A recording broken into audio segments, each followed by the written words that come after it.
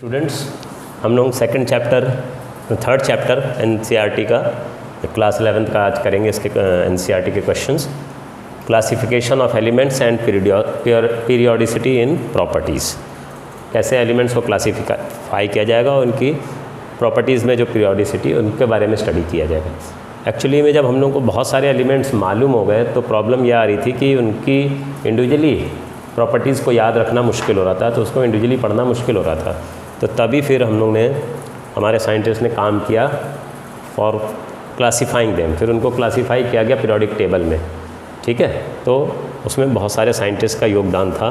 तो इसमें क्वेश्चन इन्होंने पूछा है, what is the basic theme of organisation in the periodic table. Periodic table में जो एलिमेंट्स को अरेंज किया है, बेसिकली हम चाहते थे कि एलिमेंट्स की स्टडी सिस्टमैटिक और सिंपल हो जाए, तो उसके लिए ऑर्गेनाइज किया गया। एंड दे did that कि elements with similar properties were in the same vertical group and elements with different properties were in different vertical groups. So elements were classified in the periodic table on the basis of their similarity in properties. Elements with similar properties were placed in the same vertical group, whereas the elements with different properties were in different vertical groups. जैसे कि first group है, उसके अंदर hydrogen, lithium, sodium, potassium, rubidium वगैरह है। तो अब इन सब एलिमेंट्स के अंदर क्या खासियत है? All of them are very strong metals, they can easily lose one electrons. इन सब की वैलेंसी एक है, तो सारे एक ही पीरियोडिक टेबल के अंदर, एक ही ग्रुप के अंदर रखे गए थे। अब जैसे फ्लोरीन, क्लोरीन, ब्रोमीन, आयोडीन, एस्टिटीन, ये 17th ग्रुप में रखे गए। ये जो है फर्स्ट ग्रुप में है। तो इसमें अब क्या है कि they are having the same type of properties. ये सारे हाईली इलेक्ट्रोनेगेटिव हैं, बहुत आसानी से इलेक्ट्रॉन ले पाते हैं। इन सबको केवल एक ही इलेक्ट्रॉन चाहिए to acquire noble gas configuration, ठीक है। तो बेसिक थीम ऑर्गेनाइजेशन का ये था कि हम एलिमेंट्स की प्रॉपर्टीज़ उनके ग्रुप वाइज हम पढ़ सकें। एलिमेंट्स विद सिमिलर प्रॉपर्टीज़ में भी present in the same group, इस तरह से रखा गया ताकि हम एज ए ग्रुप पढ़ सकें। इंडिविजुअल का याद रखना मुश्किल होता है। दूसरी बात, इसमें खास ध्यान ये रखा गया कि जिनकी प्रॉपर्टीज़ सिमिलर हैं वो एक पर्टिकुलर वर्टिकल ग्रुप में हो, और जिनकी अलग हैं तो वो दूसरे पर्टिकुलर ग्रुप के अंदर हो। तो जैसे इसके अंदर they are highly metallic, they are highly not metallic, they can easily gain electrons, they can easily lose electrons and they can easily gain electrons. They are very reactive metals, they are very reactive non-metals. तो ये किसके basis पे है? इनकी properties पे। तो they है elements with similar properties are in the same group, ठीक है। अलग अलग ग्रुप के अंदर अलग अलग प्रॉपर्टीज़ वाले एलिमेंट्स रखे गए। तो ये थीम रखा गया। ओके जी, तो इसको हटा देते हैं पहले क्वेश्चन का, फिर सेकंड क्वेश्चन करेंगे। मेन थीम ये रखी गई कि जिसकी प्रॉपर्टीज सिमिलर है उनको एक ग्रुप में रखा जाए। Which important property did Mendeleev use to classify the elements in his periodic table and did he stick to that. Mendeleev ने जो मेन जो प्रॉपर्टी यूज़ की वो की थी, उसने एटॉमिक मास का mass number he arrange the elements. Mendeleev arrange the elements in order of their increasing atomic masses, atomic masses पे उसने जोर दिया, ठीक है। और जिनके जब उसने सबको लगाया एटॉमिक मासेस के हिसाब से, तो he found that element with similar properties were falling after a certain period. उसी को हम मेंडलीव्स पीरियोडिक लॉ भी कहते हैं, ठीक है। उसने जब अरेंज किया एलिमेंट्स को increasing order of atomic masses, तो elements with similar properties were falling in certain groups, ठीक है। तो उसी को मेंडलीव्स पीरियोडिक लॉ भी कहते हैं। तो मेन जो उसने प्रॉपर्टी जिस पे ध्यान दे के अरेंज किया एलिमेंट्स को, दैट वाज एटॉमिक मासेस, ठीक है। And did he stick to that? हाँ, उसने इसको स्टिक किया। कुछ केसेस में उसको लग रहा था कुछ एलिमेंट्स जिनके एटॉमिक वेट्स कम थे उनको बाद में रखना पड़ा, और जिनके ज़्यादा थे वो पहले रखने पड़े, ठीक है। बट उसने उनको जस्टिफाई किया कि जिनके एलिमेंट्स की प्रॉपर्टीज़ सिमिलर हैं वो एक के नीचे एक होनी चाहिए, और जिनके एलिमेंट्स की प्रॉपर्टीज़ अलग हैं वो अलग होने चाहिए। तो हालांकि कुछ केसेस में जिनका मास ज़्यादा था उनको बाद में रखना चाहिए था, पर क्योंकि उनकी प्रॉपर्टीज़ किसी और के साथ सिमिलर थी तो उनके साथ रखा गया। ठीक है। और इसके अलावा क्या था कि कुछ एलिमेंट्स उस समय उनको उस एटॉमिक वेट वाले मासेस वाले एलिमेंट्स कुछ मालूम नहीं थे उस समय, तो उसके लिए उसने ब्लैंक स्पेस छोड़ा, जैसे कि एक्का सिलिकन, एक्का एल्यूमिनियम। ठीक है ना, उस समय वो दोनों एलिमेंट्स मालूम नहीं थे, तो उसके लिए उसने खाली जगह छोड़ी अपने पीरियोडिक टेबल में। तो he did stick to the classification of the elements based on the order of their increasing atomic masses. तो उसने एटॉमिक मासेस पे जोर देते हुए एलिमेंट्स को जो है अरेंज किया, और कुछ एलिमेंट्स उस समय जो नहीं मालूम थे उनके लिए उसने जगह छोड़ी। ठीक है, और जो जगह छोड़ी उन एलिमेंट्स की उसने प्रॉपर्टीज़ बताई कि ये एलिमेंट्स जब भी फाइंड आउट होंगे तो इनकी फला प्रॉपर्टीज़ होंगी, and those properties were found to be correct later on when those elements were discovered, तो दे प्रॉपर्टीज़ वर करेक्ट। तो जैसे कि एल्युमिनियम 13th ग्रुप में बोरॉन, एल्युमिनियम, गैलियम, 14th में कार्बन, सिलिकन, जर्मेनियम, ये दोनों उस समय एलिमेंट्स नोन नहीं थे। इसको इसने कह दिया था, ये खाली जगह छोड़ दी थी गैलियम और जर्मेनियम की, और इसको कह दिया था एक्का सिलिकन, और इसको कह दिया था एक्का एल्युमिनियम, और ये खाली जगह छोड़ दी थी। ठीक है, तो और प्रॉपर्टीज़ बता दी थी, और बाद में जब एलिमेंट्स मिले तो उनकी प्रॉपर्टीज़ वैसी थी जैसी कि मेंडलीव ने बताया। तो he did stick to that classification on the basis of atomic masses. ठीक है, इसको भी हटा देते हैं। नेक्स्ट थर्ड क्वेश्चन हम देख लेते हैं। थर्ड क्वेश्चन में क्या कह रहा है? कह रहा है what is the basic difference in approach between the Mendeleev's periodic law and the modern periodic law. Mendeleev के पीरियोडिक लॉ में और मॉडर्न पीरियोडिक लॉ में डिफरेंस ये है कि मेंडलीव ने अपने जो क्लासिफिकेशन किया था on the basis of atomic masses, और मॉडर्न पीरियोडिक लॉ में we are classifying the elements on the basis of the atomic number. Actual में क्या है कि जो मॉडर्न पीरियोडिक लॉ कहता है the elements are the periodic function of their atomic numbers, the properties of elements are the properties of elements are periodic function of their atomic numbers। मतलब है कि एलिमेंट्स की जो प्रॉपर्टीज़ हैं वो atomic numbers पे डिपेंड करती हैं, और जब एटॉमिक नंबर के अकॉर्डिंगली पीरियोडिक टेबल में हम एलिमेंट्स को लगाते हैं तो elements with similar properties fall in vertical groups. जो ग्रुप्स के अंदर गिर रहे हैं उनके अंदर उनकी जो एटॉमिक नंबर के बेसिस पे जब अरेंज किया गया तो बहुत सी जो प्रॉब्लम्स आ रही थी मेंडलीव्स पीरियोडिक टेबल में जो कि एटॉमिक मासेस पे बनाया गया था, तो वो प्रॉब्लम्स दूर हो गई थी। जैसे कि आइसोटोप्स के केस में आइसोटोप्स एक ही जगह रखे जा रहे थे, तो जब हमने मॉडर्न पीरियोडिक लॉ लगाया बेस्ड ऑन एटॉमिक नंबर्स तो आइसोटोप्स की प्रॉब्लम दूर हो गई, क्योंकि आइसोटोप्स में नंबर ऑफ प्रोटॉन सब में सेम होते हैं, तो एटॉमिक नंबर सबका सेम है, जिनका सेम है तो सब एक जगह रखे जाएंगे, उनकी प्रॉपर्टीज़ केमिकल प्रॉपर्टीज़ सिमिलर होंगी, एक ही जगह रखते थे। ठीक है, तो मेंडलीव के पीरियोडिक टेबल लॉ में हमने एलिमेंट्स, उसने ये कहा था, मेंडलीव ने कहा था कि the properties of elements are periodic function of their atomic masses, और जबकि मॉडर्न पीरियोडिक लॉ में हम कहते हैं the properties of elements are periodic function of their atomic numbers. और ये वाला बेटर है, एटॉमिक नंबर वाला बेटर है, और उसकी वजह से जो प्रॉपर्टीज़ जिनकी सिमिलर होती हैं वो ग्रुप्स में आते हैं।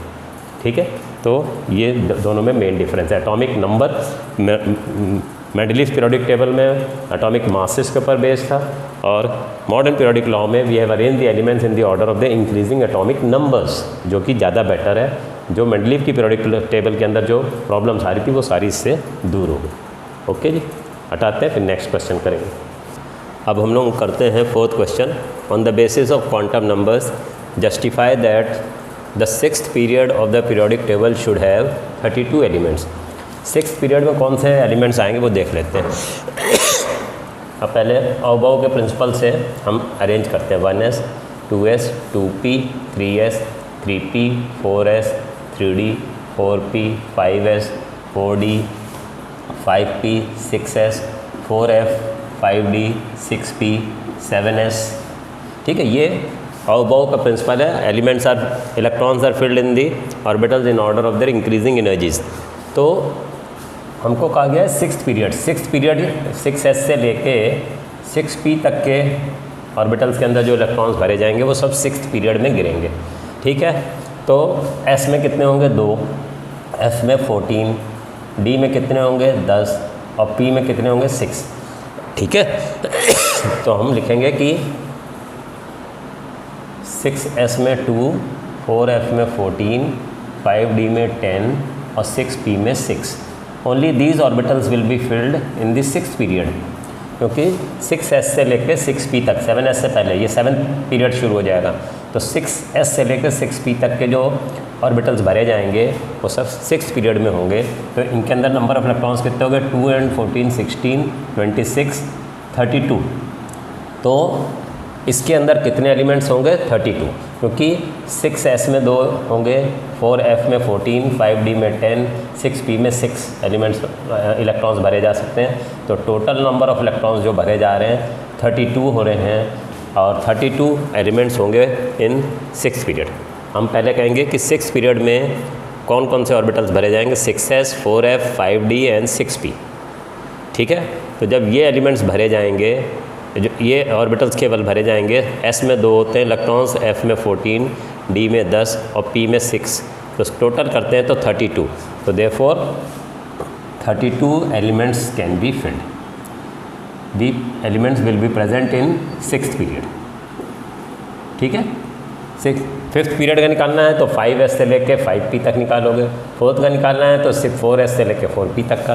तो 6th पीरियड में हमें पूछ रहे हैं 6s से लेके 6p तक के जो ऑर्बिटल्स भरे जाएंगे उसके वो 6th पीरियड में आएंगे और इनके अंदर जो टोटल नंबर ऑफ इलेक्ट्रॉन्स गिन लेंगे 32 आ रहा है, तो 32 elements will be present in the 6th period.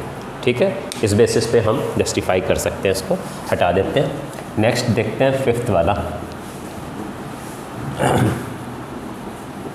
5th वाला क्वेश्चन क्या कह रहा है? 5th क्वेश्चन कह रहा है in terms of period and group where would you locate the element 114। तो पीरियोडिक टेबल इलेक्ट्रॉनिक कॉन्फ़िगरेशन देख लेते हैं अबाव प्रिंसिपल के हिसाब से। 1s, 2s, 2p, 3s, 3p, 4s, 3d, 4p, 5s, 4d, 5p, 6s, 4f, 5d, 6p, 7s, 5f, 6d, 7p, 8s। तो ये जो आपको याद रखना पड़ता है अबाव प्रिंसिपल के हिसाब से इलेक्ट्रॉन्स भरे जाते हैं। इसका मैंने आपको एक बार समझाया था, दूसरी वीडियो में बताया कि कैसे इसको याद रखा जाता है अबाव के प्रिंसिपल को। अभी इसको क्वेश्चन को सॉल्व कर देते हैं, फिर उसको समझा देंगे। 114 एटॉमिक नंबर है, तो 2, 2, 6, 2 s में 2 भरे जाते हैं, p में 6, 2, d में 10, 6, 2, 10, 6, 2, 14, f में 14। तो यहाँ तक आप गिनेंगे तो 70 इलेक्ट्रॉन्स भर गए। ये 80 हो गए, 86, 88 एंड 14 जब इसमें भरेंगे तो ये बैठ जाएंगे 102। ठीक है, 88 एंड 14 विल बी 102। यहाँ तक 102 हो गए और 10 इसमें भर दिया 112 हो गए। 114 भरना है तो ये हो जाएगा 7p2 में 114 इलेक्ट्रॉन्स हो गए। ठीक है, अब हमसे इसने क्या पूछा है in terms of period and group. Period will be the maximum value of n की मैक्सिमम वैल्यूज 7 है, देखो period is equal to 7th। Period इसको यूँ भी लिख सकते हो, maximum value of n is equal to 7। ठीक है, जब एलिमेंट p ब्लॉक में गिरता है, लास्ट इलेक्ट्रॉन p में गिरता है, तो group is equal to number of electrons. जो ग्रुप होता है, नंबर ऑफ इलेक्ट्रॉन्स हम देखते हैं आउटरमोस्ट शेल, ये है 4, ये हो गए और 10। 10 plus number of electrons in the outermost shell, 10 plus number of electrons in outermost shell is equal to 14। Group 14 हो जाएगा और पीरियड 7 हो जाएगा। हम यूँ भी कर लेते हैं कि अगर p ब्लॉक में प्रेजेंट होता है तो हम यूँ भी कर सकते हैं 12 plus number of electrons in p। तो 12 + 2 = 14th ग्रुप ऐसे भी पता लगा सकते हैं, ठीक है। तो किसी भी तरह से निकाल लें, जब p में इलेक्ट्रॉन, आखिरी इलेक्ट्रॉन p ऑर्बिटल में गिरता है तो number of electrons 10 + number of electrons in the outermost shell, 7p में 2 हैं और 7s में 2 हैं, तो 4 और 10 14 हो गए। या 12 + 2 लिख देते हैं, number of electrons in p के बाद देखते हैं, अगर s को नहीं देख रहे हम 12 करके चल रहे हैं तब ऐसे भी कर सकते हो। तो दोनों तरीके हैं। तो पीरियड क्या होता है, maximum value of n, maximum value of n 7 है, तो period will B 7 and group will be 14, ठीक है। नेक्स्ट क्वेश्चन देख लेते हैं। नेक्स्ट क्वेश्चन के अंदर हमें क्या दिया हुआ है, right the atomic number of the element present in the 3rd period and 17th group of periodic table. Periodic table के 3rd पीरियड में हो और 17th ग्रुप में हो, तो 3rd पीरियड का मतलब क्या हो गया कि n की वैल्यू 3 हो, और ग्रुप 17 का मतलब है p में 5 हो, 1s 2s 2p 3s 3p, ठीक है। 3rd पीरियड में होना चाहिए तो n तो 3 होना चाहिए, और 17th ग्रुप कब हो सकता है, जब p के अंदर 5 इलेक्ट्रॉन्स हों, तो तभी 17th ग्रुप होगा। तो 2 2 6 2 एंड 5, तो ये एलिमेंट हो गया 10 15 17, एलिमेंट विद एटॉमिक नंबर 17। अगर एटॉमिक नंबर 17 है तो it will be in 3rd period and 17th group. तो इसने कहा है right the atomic number of the element present in the 3rd period and 17th group of the periodic table. 17th group का कैसे पता लगाया कि हमें मालूम है जब p में इलेक्ट्रॉन गिरता है, p ऑर्बिटल्स कहाँ से लेके कहाँ तक है, 13 से लेके 18 तक है, तो 17th वाला p में हुआ। और जब 18th वाला कब होता है, जब p में 6 है, तो 17th वाला कब होगा, जब p में 5 है। और 3rd पीरियड कह रहा है तो यहाँ पे n की वैल्यू 3 होनी चाहिए, तो 3p5 वाला एलिमेंट होगा जो 3rd पीरियड में होगा और 17th ग्रुप में होगा। तो आगे की कॉन्फ़िगरेशन लिख दी, 1s 2s 2p 3s 3p। तो टोटल नंबर ऑफ इलेक्ट्रॉन्स देख लिए 10 और 7 17, तो इसका एटॉमिक नंबर 17 हो गया। हमसे पूछा था right the atomic number of the element, तो एटॉमिक नंबर विल बी 17। तो फ्लोरीन और क्लोरीन, फ्लोरीन का एटॉमिक नंबर 9 है, क्लोरीन का 17 होता है। तो एलिमेंट वैसे देखा जाए क्लोरीन है ना, हालांकि उन्होंने नाम नहीं पूछा है, पर इस तरह से हम इसको कर सकते हैं। अभी जो पीरियोडिक मतलब है ये ऑबो प्रिंसिपल के हिसाब से फिलिंग करते हैं, उसको समझाने के लिए मैंने कहा था, वो मैं समझा देता हूँ, यहाँ पे लिख देता हूँ कि जब आपको ऑबो प्रिंसिपल को समझाना है, ऑबो के हिसाब से बार बार आपको फिलिंग करनी है इलेक्ट्रॉन्स की, तो इस तरह से करते हैं। 1s, जितने s वाले हैं सब एक के नीचे एक लिख लो, 3s 4s 5s 6s 7s 8s, एक के नीचे एक लिख दो। फिर 2p वाले लिख दो एक के नीचे, 2p 3p 4p 5p 6p 7p, एक ऊपर कम कर दिए एक नीचे। फिर d वाले 3d 4d 5d 6d, फिर 4f 5f, ठीक है। इसके लाइन ऐसे टेढ़ी टेढ़ी तिरछी तिरछी बनाएंगे ये। तो 1s के बाद 2s, फिर 2p वाला, फिर ये वाला, फिर ये वाला, फिर ये, फिर ये एंड ये। तो क्या आ गया, 1s then 2s then 2p then 3s, ठीक है। फिर 3p देन 4s, फिर 3d 4p 3d 4p 5s, फिर 4d 5p 6s, फिर 4f 5d 6p 7s, ठीक है। फिर 5f 6d 7p 8s। इस तरह से ये हम याद करते हैं। तो पेपर में पहले इसको बना लें और फिर इस तरह से लिख लें और फिर इसको बार बार यूज़ करें। तो इस तरह से हम भर सकते हैं electrons in different orbitals according two of बाउ प्रिंसिपल। ये ऑफ बाउ प्रिंसिपल है, प्रिंसिपल याद रखने का सिंपल तरीका है, ठीक है। तो हटा देते हैं इसको, फिर नेक्स्ट क्वेश्चन लिखते हैं। हम लोग ने अभी 6th क्वेश्चन किया था, अब 7th क्वेश्चन करते हैं। Which element do you think would have been named by Lawrence Berkeley laboratory. Lawrence Berkeley laboratory ने 2 एलिमेंट्स के नाम लिखे हैं। एक तो लॉरेंशियम है, लॉरेंशियम।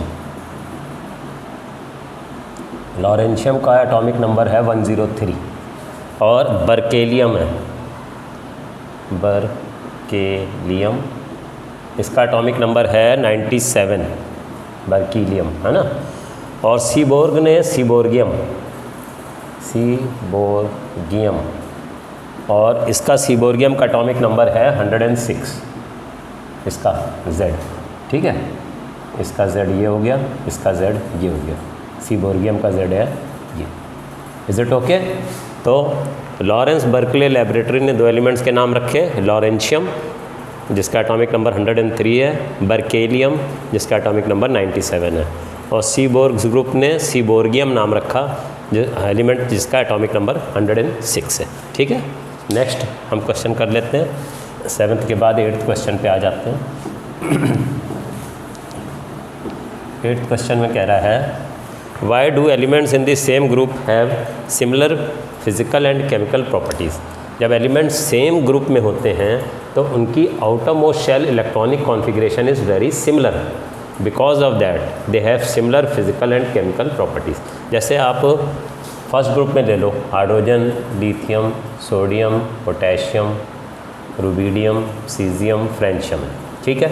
मान लो सोडियम का हमें मालूम एटॉमिक नंबर 11 है और पोटेशियम का 19 है, ठीक है। तो सोडियम का 1s, 2s, 2p, 3s, ठीक है।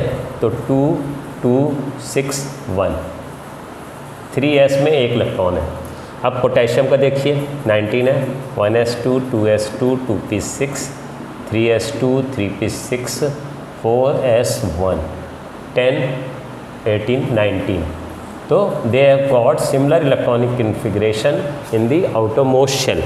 इसके अंदर भी 3s में 1 इलेक्ट्रॉन सोडियम में आ रहा है, पोटेशियम में 4s में आएगा, रुबिडियम में 5s में 1 इलेक्ट्रॉन आ जाएगा, सीजियम में 6s में 1 इलेक्ट्रॉन आ जाएगा, फ्रेंशियम में 7s में 1 इलेक्ट्रॉन आ जाएगा। They have got similar electronic configuration in their outermost shell. तो उसकी वजह से सिमिलर इलेक्ट्रॉनिक कॉन्फ़िगरेशन की वजह से they will have similar physical and chemical properties. अब ये सारे एलिमेंट्स जितने भी है फर्स्ट ग्रुप वाले, इनकी सबकी वैलेंसी 1 होगी, क्योंकि ये सब 1-1 इलेक्ट्रॉन खो सकते हैं, इनकी वैलेंसी सबकी 1 होगी। क्योंकि 1 इलेक्ट्रॉन बहुत आसानी से खो सकते हैं। All of them are good metals, strong metals, reactive metals, they can easily lose 1 electron. बहुत अच्छे रिड्यूसिंग एजेंट्स हैं, बहुत आसानी से इलेक्ट्रॉन खोएंगे, तो they are very good reducing agents, ठीक है। तो इसको हटाते हैं, फिर और क्वेश्चन लिखेंगे, ठीक है। इसको हटा देते हैं। अब हम लोग 9th क्वेश्चन करेंगे। What does atomic radius and ionic radius really mean to you. दो अगर कोवेलेंटली बॉन्डेड एटम्स हैं, ठीक है, तो उनके न्यूक्लियस के बीच का half the distance between the nuclei will be atomic radius. Atomic radius is 1/2 the distance between the nuclei of 2 covalently bonded atoms. जब 2 कोवेलेंटली बॉन्डेड एटम्स हैं, उनके दोनों के न्यूक्लियाई के बीच के डिस्टेंस को आधा कर देंगे, तो that will be the radius of that element. ये दोनों एलिमेंट सेम होने चाहिए। मान लो ये क्लोरीन है तो ये भी क्लोरीन हो, ठीक है। इनके बीच का डिस्टेंस अगर यहाँ से यहाँ तक का मान लो 30 पिकोमीटर है, तो आधा कर लेंगे, तो रेडियस विल बी 30/2 = 15 पिकोमीटर, ठीक है। तो ये एटॉमिक रेडियस हो गया। आयनिक रेडियस क्या होता है कि आयन की, it is the radius of the ion. तो आयनिक रेडियस में हम मानते हैं it is the distance from the nucleus to the point till which the nucleus has its force of attraction in an ionic bond. कोई ionic bond बना हुआ है, तो जो आयन है, आयन कैटायन भी हो सकता है, एनायन भी हो सकता है, तो distance from the nucleus to the point till which the nucleus will have force of attraction in the ionic bond. Ionic bond में न्यूक्लियस के जहाँ से लेके जहाँ तक का फोर्स ऑफ अट्रैक्शन होगा आयनिक बॉन्ड में, उसको हम कहते हैं आयनिक रेडियाई, ठीक है। तो वो एटॉमिक रेडियाई में एटम के अगर कोवेलेंटली बॉन्डेड एटम्स है तो उनका half the distance between them. अगर मेटेलिक बॉन्ड देखते हैं तो metallic bond is 1/2 the distance between the two atoms kept adjacent in A crystal. किसी क्रिस्टल के अंदर दो एटम्स हैंगे तो उनके बीच में, उनके न्यूक्लियाई के बीच में जो डिस्टेंस है उसका आधा कर देंगे तो that will be the metallic bond, metallic radius. Metallic radius is 1/2 the distance between the nuclei of two atoms in a crystal। किसी क्रिस्टल के अंदर दो एटम्स रखे हुए हैं तो उनके दोनों के न्यूक्लियाई के डिस्टेंस का आधा कर देंगे तो that will be metallic radii. Metallic radii covalent radius से बड़ा होता है और वैन डर वाल रेडियाई वो सबसे बड़ा होता है। वैन डर वाल रेडियाई, फिर मेटेलिक रेडियाई, फिर कोवेलेंट रेडियाई। कोवेलेंट रेडियाई में ओवरलैपिंग हो जाती है तो छोटा हो जाता है। मेटेलिक में हम ये मानते हैं कि दो एडजेसेंट एटम्स रखे हुए हैं क्रिस्टल में, उनके न्यूक्लियस के बीच का डिस्टेंस को आधा करते हैं।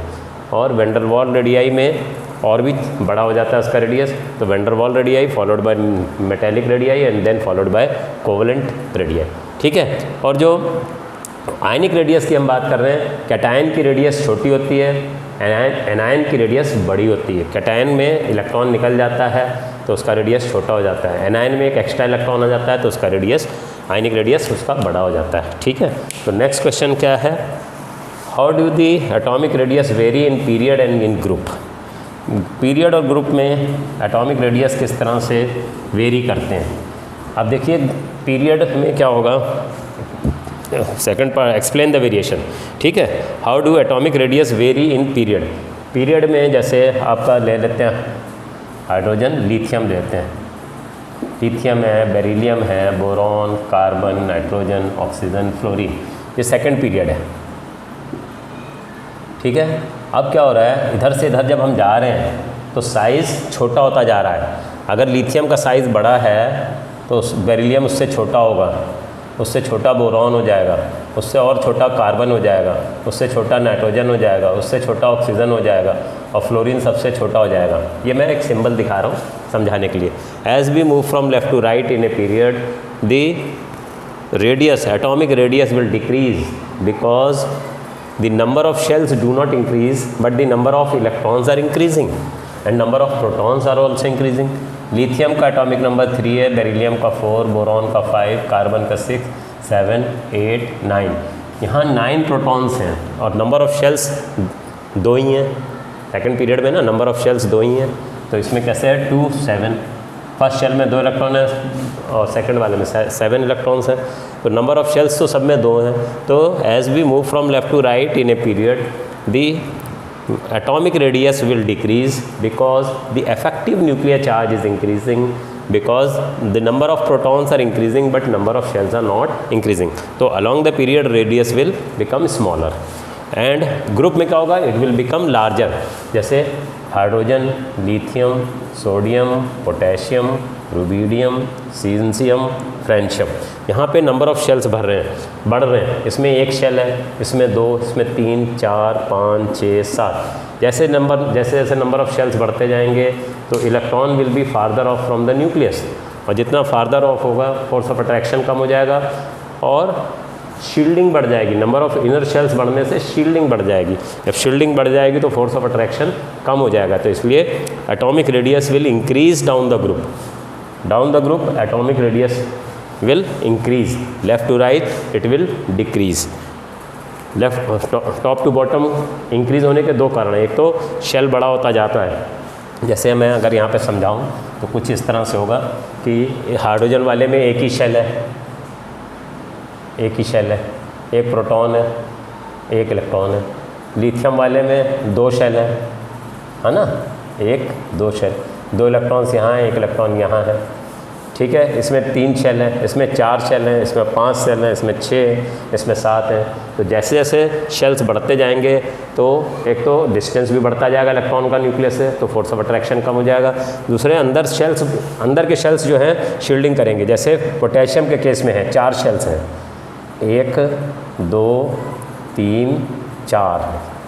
ठीक है। अब इसके पास 19 प्रोटॉन्स हैं, तो इस यहाँ वाले इलेक्ट्रॉन्स, यहाँ वाले इलेक्ट्रॉन्स, यहाँ वाले इलेक्ट्रॉन्स आउटरमोस्ट शेल के इलेक्ट्रॉन्स के ऊपर शील्डिंग करेंगे, तो इसकी वजह से फोर्स ऑफ अट्रैक्शन कम हो जाएगा, तो साइज़ बड़ा होगा, तो इलेक्ट्रॉन्स को लूज़ करना आसान होगा। तो एटॉमिक रेडियस जैसे जैसे बड़ा होता जाएगा, डाउन द ग्रुप जैसे जैसे जाएंगे एटॉमिक रेडियस बड़ा होता जाएगा, लेफ़्ट टू राइट जैसे जैसे जाएंगे एटॉमिक रेडियस विल डिक्रीज़। यही बताना था, ठीक है।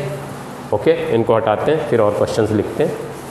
ओके स्टूडेंट्स, तो मैंने आपको 10th क्वेश्चन तक करा दिए, तो आपको एक क्वेश्चन का आंसर लिखना है, कमेंट बॉक्स में आप लिखेंगे कि size of which group elements is largest in their period. अपने पीरियड में किस ग्रुप के एलिमेंट्स का साइज़ सबसे बड़ा होता है, रेडियस सबसे बड़ा होता है, ये लिखना, ठीक है। ओके जी, तो अब मैं और क्वेश्चन जो हूँ नेक्स्ट वीडियो में बनाऊँगा, तो इस वीडियो को आप लोग लाइक कीजिए और ज़्यादा से ज़्यादा लोगों में शेयर करिए अपने फ्रेंड्स वगैरह में, सो दैट कि उनको भी एनसीईआरटी के क्वेश्चंस करने का बेनिफिट मिल सके। Thank you students.